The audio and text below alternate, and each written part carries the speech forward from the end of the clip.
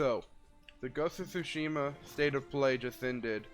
I did want to let that music play a little bit, because man, that's one of the first things I noticed after watching this, or during watching this. I was just like, man, that music is good.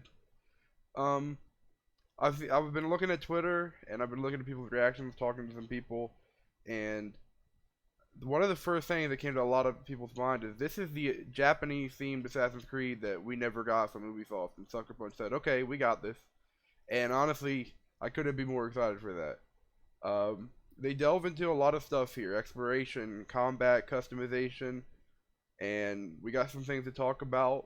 One of the first things you see here, which is exploration, is they really want you to use the world and like the wind and animals and everything to let you guide you through this game, whether it could be to the next main story mission or just some hut with some enemies that you got to take down.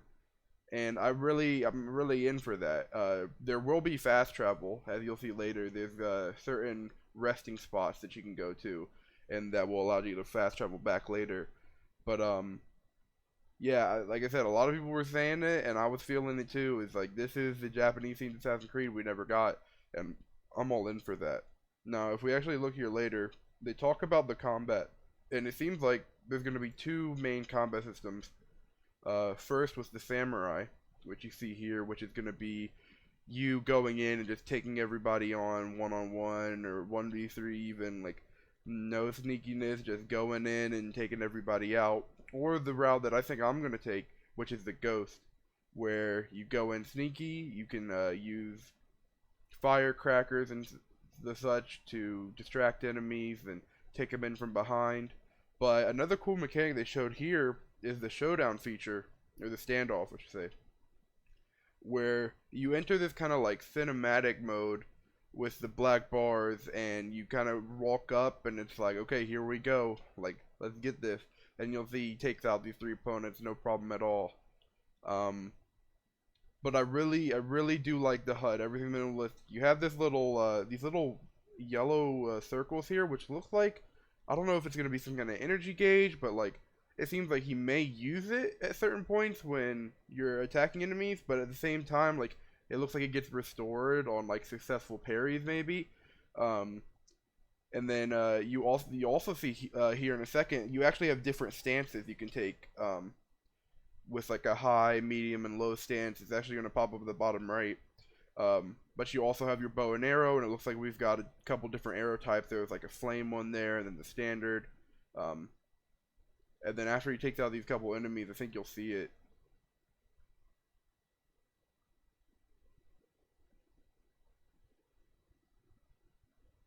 I think it's after this guy. But look at that, man. Yeah, right there. So, oh, it looks like, actually, let's, hold on.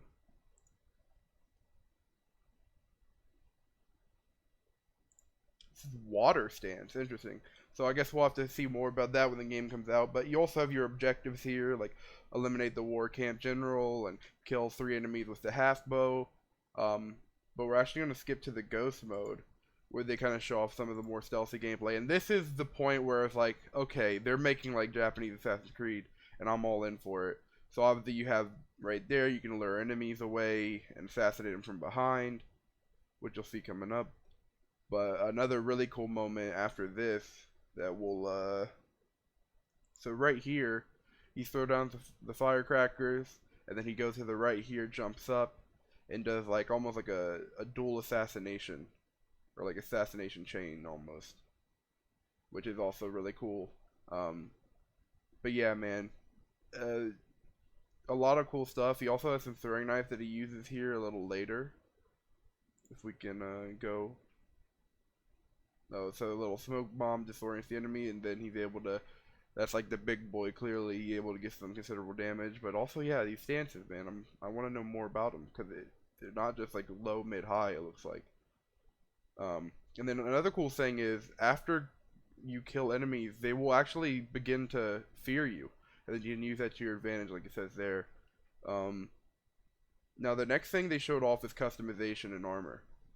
Now, they wanted to specify clearly that this isn't just cosmetic. Like, these armors will give you different benefits in combat depending on what you go with, assassin or ghost.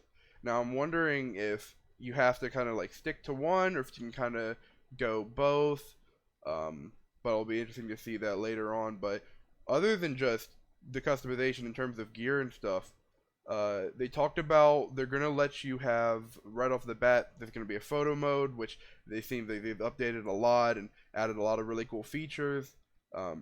They're even gonna let you change like what music is playing. So if you wanted to use it to make cool YouTube videos or something, and that's pretty dope. Also, they're gonna let you choose a Japanese voice track right off the bat, which is really cool. That's something I was hoping for.